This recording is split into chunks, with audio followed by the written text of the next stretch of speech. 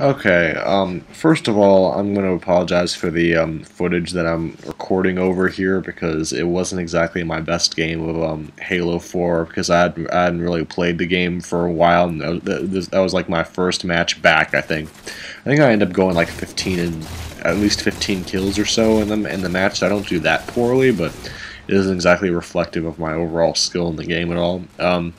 But essentially, this video I'm just going to talk a little bit about Game of the Year choices and sort of how things are playing out now, where I sort of stand on it right now.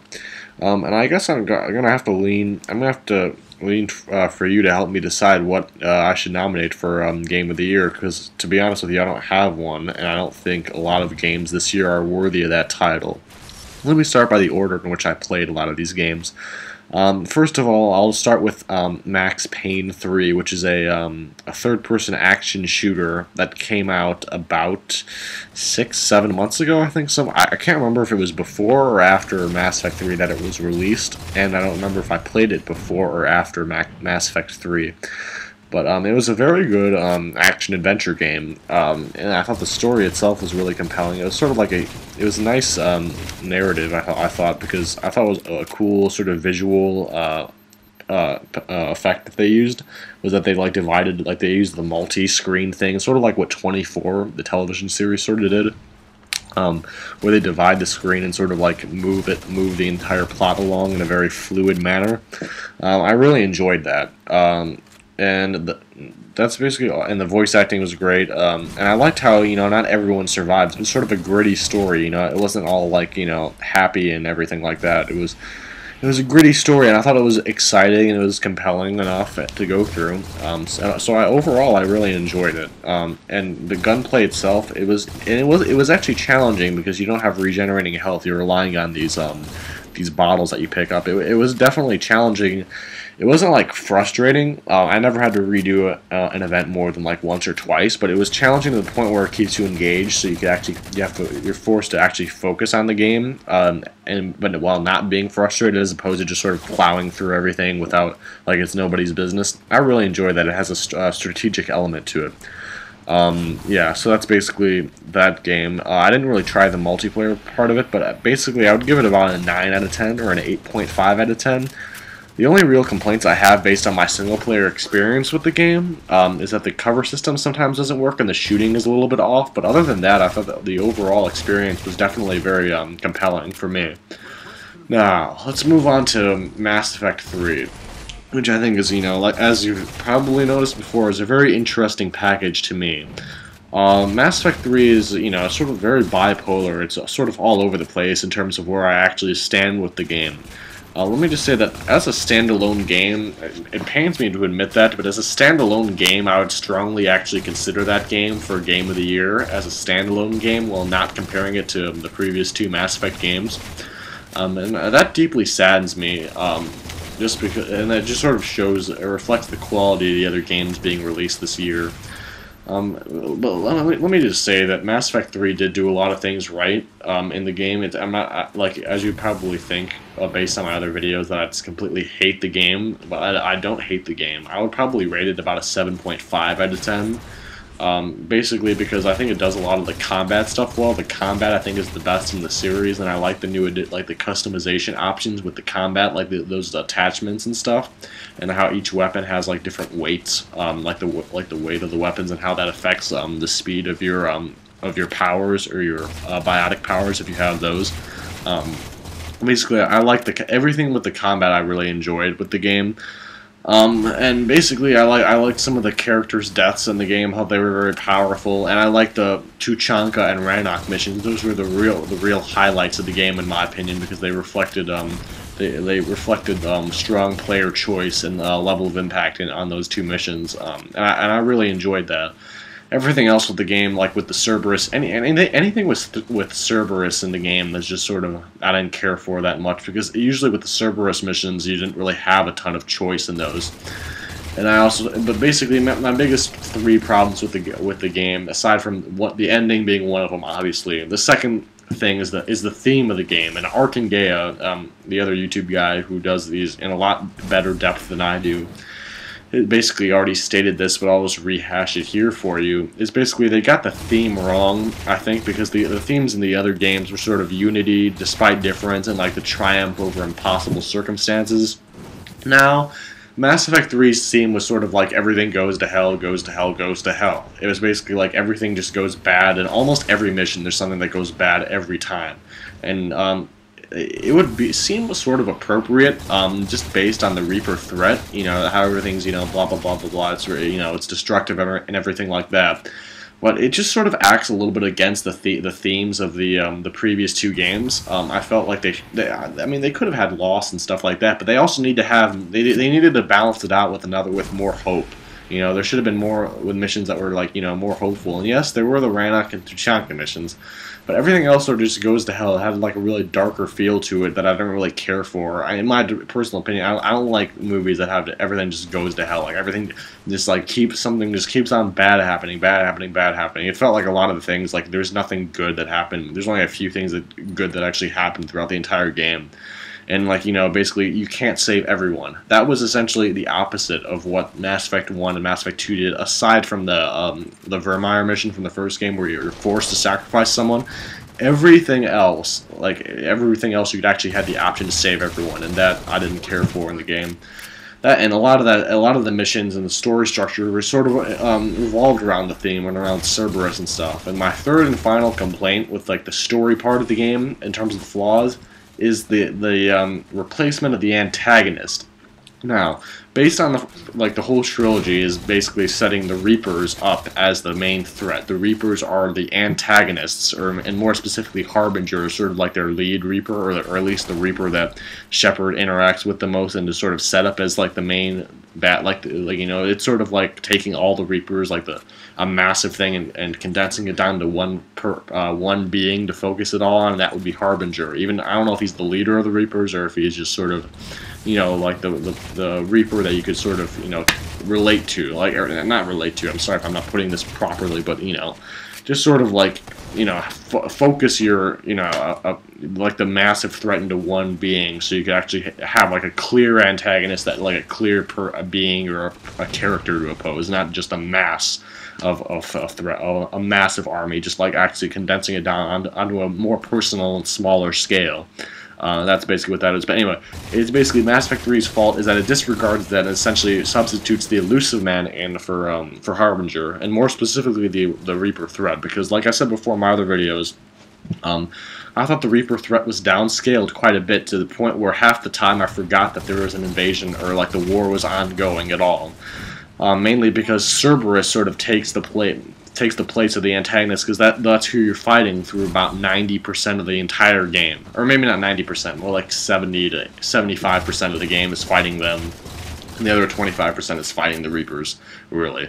Because or at least every main mission, essentially, it seems like almost all the main missions are fighting Cerberus. That's what it seemed like to me. You're fighting Cerberus a lot of the time.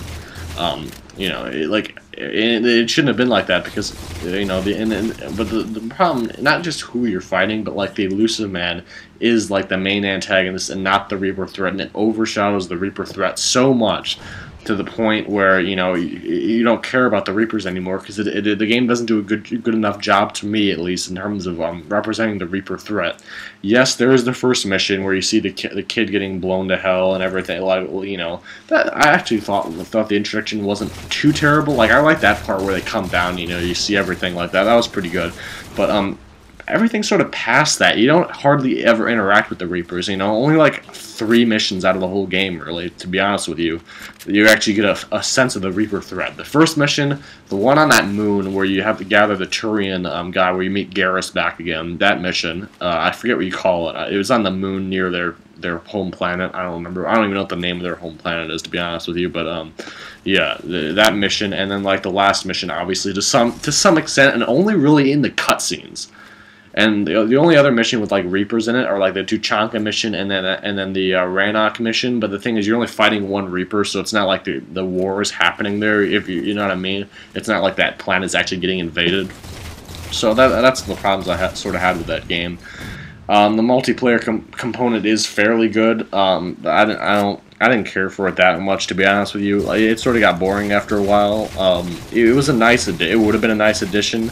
I mean, I'm definitely not necessarily against it. Like the actual thing is good, but the thing is, I just think that like if you would, it would have been better in my opinion. If you just got scrapped the multiplayer, and whatever team or whatever portion of the Bioware team was working on that multiplayer was actually focused on the single player, so it would make a richer story or a richer single player experience. That's what Mass Effect's all about. And I thought that those are some of the major flaws with Mass Effect, in my opinion, in terms of the story, not necessarily the design of the game. And obviously they axed like the dialogue wheel. The side missions have been condensed. You know, a lot of auto dialogue everywhere. So your interaction with the game has been severely you know, downgraded. And that's basically all my problems with Mass Effect 3. Even though I thought it was a good game, it's not Game of the Year material because I'm just comparing it to the other games. Just I mean, on its own it's good, but just compared to the other two games it's disappointing because it just makes me see like it is technically great on its own, even with the ending and all those other flaws, but like in comparison to the other ones it just makes me realize how much greater it could be. You know, one thing I measure games by is just sort of like where it can improve, like how much it can improve on, not necessarily just what's there but what isn't there as well. And there's a lot of stuff that isn't in Mass Effect 3 that should have been in there. You know, and that's what really pisses me off. So I guess I'll nominate that as a Game of the Year candidate because I know a lot of people, even despite the ending, love that game. I personally was disappointed by it, even though I admit that it is a good game. But yeah, I'll nominate that one for sure. And then enough with Mass Effect 3. Call of Duty Black Ops 2. I'll nominate that one, I guess. Basically, I thought that I'm gonna do a review on this one. By the way, like literally, like I might do it right after I record this video. But like single player campaign alone, I have like literally. In fact, I have no complaints at all about that because I thought it was cool how they added like they added more replayability to the campaign by allowing you to have custom loadouts for each mission, which I think was a really good idea. And also the choice system I actually think worked really well. I was skeptical about that at first because, you know, adding an RPG feature into a linear style COD game wouldn't have been a good idea, but I think it actually is a good idea in this case because it makes you think, reflect, and make a hard choice, and it increases your level of interaction with the game as a whole. And that's what I really enjoyed about that. So the campaign was really good all around. The zombies mode, I thought I liked it a lot better than basically the other two zombies mode from Black Ops and the World at War because it's more expansive. Like if you have the transit option, you go onto like the bus and you can go to all these different areas, so you're not like crammed into just one space. And so there's a lot of variety in terms of the locales you visit and like you know just different ways to fight the zombies. And I really enjoyed that. One thing I could, and this is just my opinion, I still don't get the sense that like your work actually pays off or you get any rewards from, you know, completing however many levels. And basically my idea is just sort of like what they did with the campaign, just sort of add like a custom, like more experience points where you do unlocks and stuff. Yes, I know my friend said that it sort of defeats the purpose of the zombies mode, but I mean I think it would add more of a sense of accomplishment and more like a sense of unlocking something for your effort. Like the zombies would still be there. You still have your, you know, you start off with weapons, and obviously you like, you know, you would be able to. That's just my idea, just to add custom slots in there, so you could a little bit.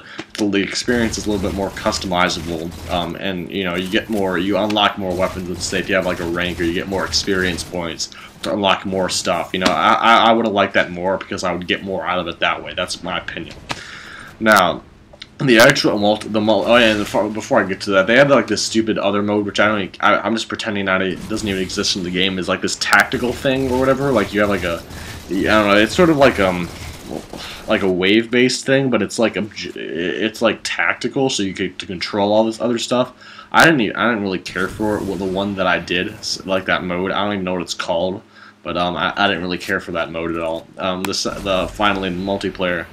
I don't really like most of the. Let me start off with the positive. All right, the major positive I can think of is that they allowed you to like really customize like what you can do. That you have like 10 slots, and you could choose like, you know, you could have 3 primary attachments for your assault rifle, and you don't have to choose perks. You can choose like all this other stuff. And I think like the customizable options is greater to a large extent compared to the other games, and I think that was a good idea. I don't like how the things where it says you have to, like the attachments that says it allows you to do like a secondary attachment on your primary weapon or whatever. Like those take up 1 slot, and essentially they don't do anything. They're like a prerequisite or like a placeholder for something else. So like some of those attachments take 2 like, you know, slots up, I should say. And I thought that was really unnecessary. And I know it's all about balancing out the thing, but I think they could have handled it in a little bit of a better way than that. And that's basically all the real positive I can say about the game. The game's multiplayer, I should say. Just because I think a lot of it's really unbalanced, like the lag compensation, you know, hit detection's off. A lot of the maps I don't care for. I think the shotguns are overpowered, and my friend and I actually went there, and like, you know, these people, we went in the theater mode, and the kill cams are very inaccurate in terms of what actually goes on. I know some people have already posted YouTube videos on that, but it just doesn't, you know, it's not accurate, because it shows like my friend gets killed and the guy is like aiming his shotgun like 5 feet to his left and it still kills him. And in one instance, he's actually like, my friend actually runs past him, he's behind the guy, and the guy shoots and he somehow kills him. I mean, it's unbelievable, some of the bullshit that happens in that game. And a lot of, you know, I just feel like they need to have dedicated servers on there, because to deal with lag compensation and hit detection and have like a better overall connection instead of relying on host connections. I think that's a bad idea. I think the PC version of the game has it, and it's unfortunate that I don't have the PC version of the game. But I would rather get that, because I can imagine like something like Battlefield 3 would be really awesome on the PC. I know I slammed that game in my review, but because it's a PC game, that's a PC made game, and it ported over to the Xbox 360 in a very poor manner. Because, you know, they didn't upscale the amount of people relative to the size of the maps, but on the PC, I can imagine that game must be kick-ass on the multiplayer to have 64 players on there. I can't even imagine on there, because I've never played in a game where there's more than literally like, you know, 20 people in the game, because that's the only games I really play online are Halo and Call of Duty on the Xbox 360. And yeah, you know, that's. Oh no, actually, well, I play on my Mac. I have my Call of Duty 4 on the Mac, and there's like a lot of people on there, and I really enjoy that. So yeah, I wish I had Battlefield 3 on the PC, man. But basically, enough with Call of Duty. All nominated, but to be honest, I would only give like an 8 out of 10 maybe, or maybe even less than that based on the multiplayer. I think they need to patch up a lot of that shit, like ASAP. Now, Halo 4.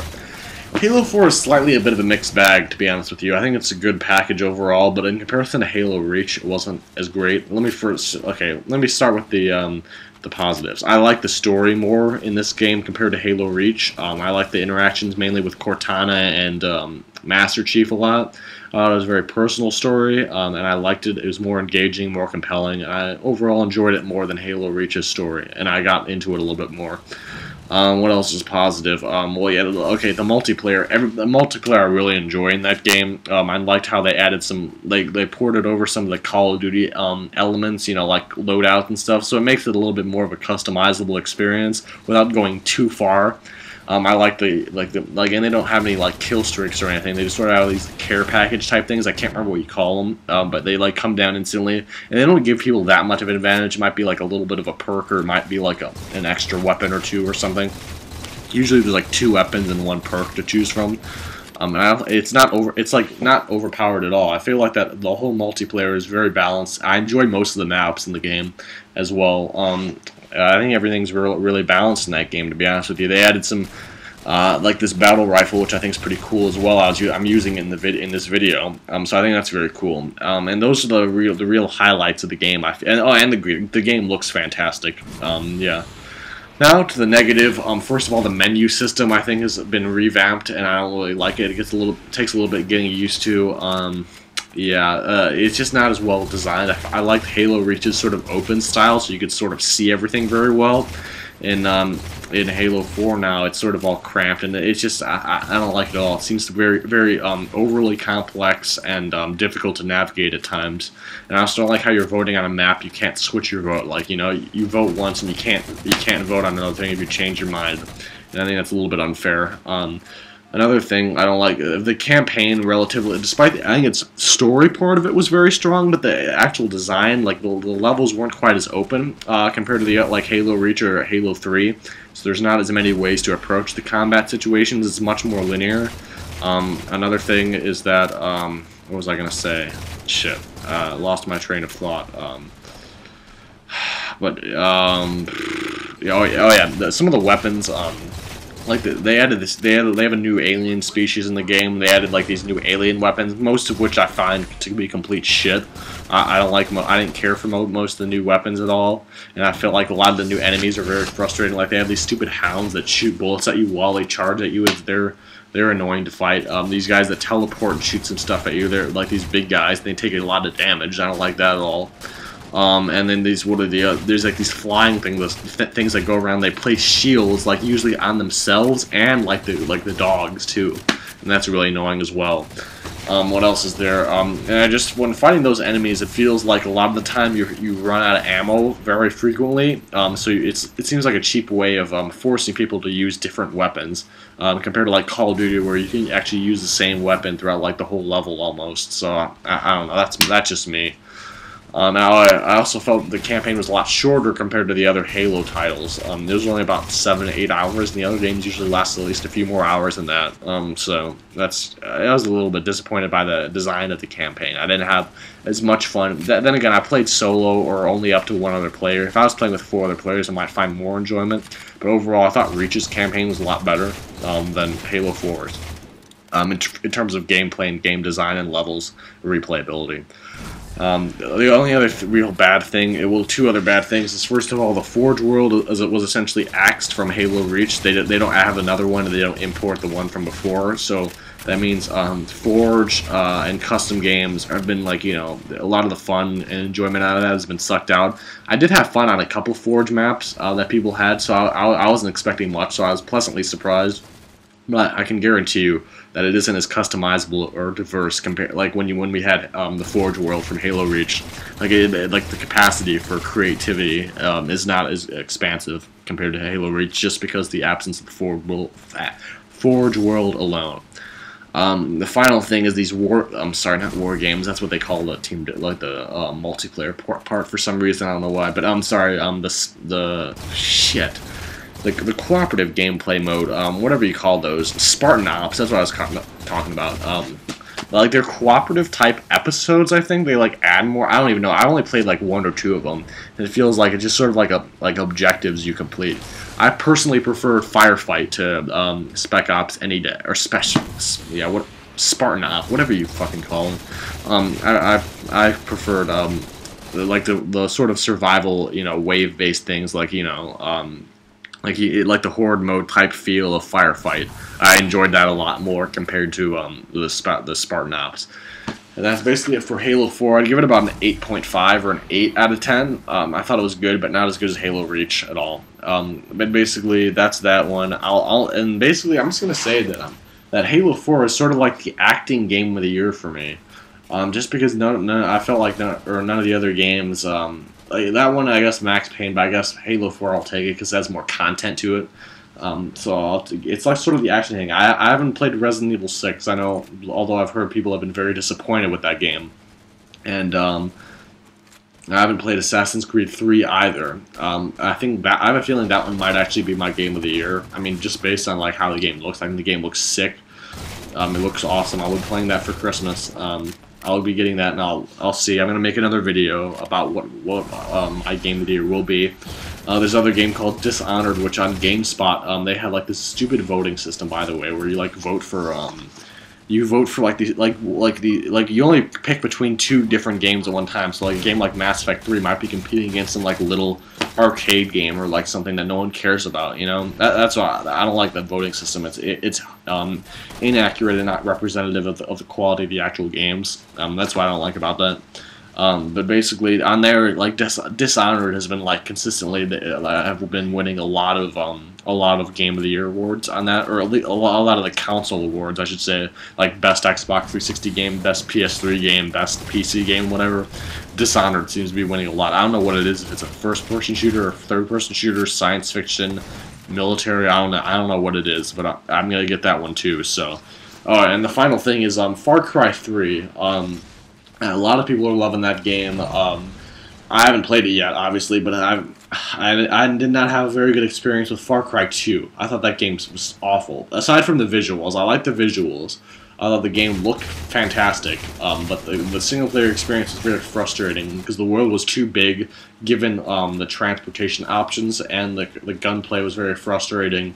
I didn't like how everyone in the world attacked you at once. It felt very annoying when you're trying to get to different missions at one time. The lack of a very compelling story at all. It literally, like, you're supposed to be chasing that jackal guy, and he literally helps you and like saves your ass, and you're still supposed to want to go after him. No, it gives me no incentive to go after him whatsoever. In fact, because he helps you or whatever, it gives you it acts against going against him in the first place. Like, not only do I have no incentive to go after the guy, like I would want to aid the guy, not go after him. So like it negates the entire plot of the game when I don't even want to go through with the damn shit. So I hated Far Cry 2. Far Cry 3, I know that I've heard that it's a little bit better in terms of transportation, and the story looks a little bit more compelling because it feels like there's more characters that you actually care about. But yeah, I'll be getting that one too. I feel like I'll probably like it more than Far Cry 2 though. So and it looks like it's better. I didn't like the whole African setting. This one looks like it's on a tropical island somewhere. And I believe that's what the original Far Cry was. Or at least, I don't know how many Far Cry games there were, but I know the previous Far Cry games were on the tropical islands. So I think that one's going to be, I think that one's more, you know, it's similar to those games, the original Far Cry or Far Cry games. I don't know, but yeah. And I think that's all the games I really mentioned. I know NBA 2K13 is on there, but literally, if people are complaining about Call of Duty, they should be complaining about all those sports games. Because I feel like, aside from roster changes and some minor gameplay things, literally the NBA 2K franchise is very similar from like NBA 2K10 to like, you know, NBA 2K13 or whatever. Like, I mean, aside from like the major difference between every game is rosters, obviously. So if you're like playing in like NBA 2K8 or 9 and compared to 2K13, it's obviously going to be drastically different in terms of the rosters of the teams.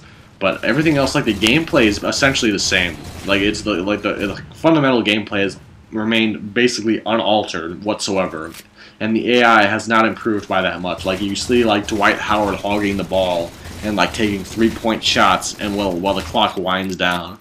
You know, the AI is not that great in the game, to be honest with you. So that one's not going to be nominated for. But basically, I'm just curious to what you guys think are your Game of the Year awards. Feel free to disagree with whatever I've said about the games I've just mentioned, or feel free to add another game that I forgot to mention that you think is worth considering for Game of the Year. And I'll be posting a my Black Ops 2 review sometime soon. I don't know if I'm going to do it right after this upload or this my thing here, but I'll be reviewing that very shortly. And yeah, and Merry Christmas, and a Happy New Year's you know, Merry Christmas if my next video isn't until after Christmas. So thanks.